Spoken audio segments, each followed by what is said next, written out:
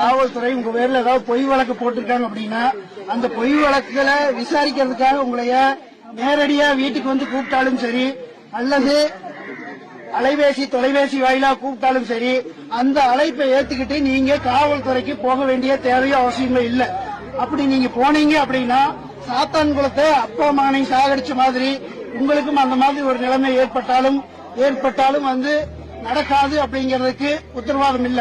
அதனால காவல்துறை உங்களைய நேரடியாகவோ அல்லது தொலைபேசி அலைவாசி வாயிலாகவோ காவல் நிலையத்துக்கு உங்களை விசாரணைக்காக கூப்பிட்டா தயவுசெய்து யாரும் போக வேண்டிய தேவையோ அவசியம் இல்ல, போகாதீங்க.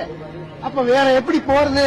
இல்லைன்னா அவங்க ஏதாவது நம்மளை பிரச்சனை பண்ணுவாங்களேன்னு நீங்க நினைச்சா காவல்துறை பொதுமக்களை அழைக்கணும் அப்படின்னா, விசாரணைக்கு அழைக்கணும் அப்படின்னா அவங்க எழுத்துப்பூர்வமா அழைப்பானை என்று சொல்லக்கூடிய சம்மன் அனுப்பணும். அந்த எழுத்துப்பூர்வமான அழைப்பானின்னு சொல்லக்கூடிய சம்மன்ல கூட 6 விவரங்கள் தெளிவா குறிப்பிட்டிருக்கணும்.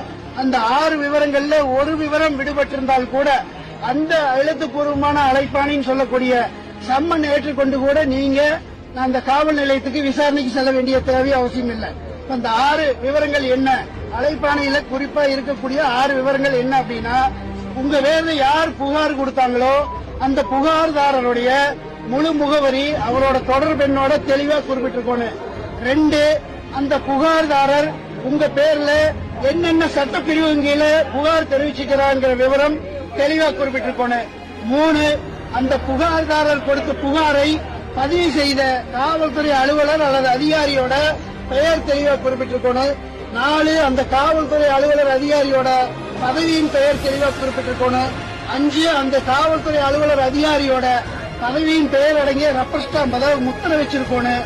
6வது அந்த அலுவலரோட கையொப்பம் இருக்கணும்.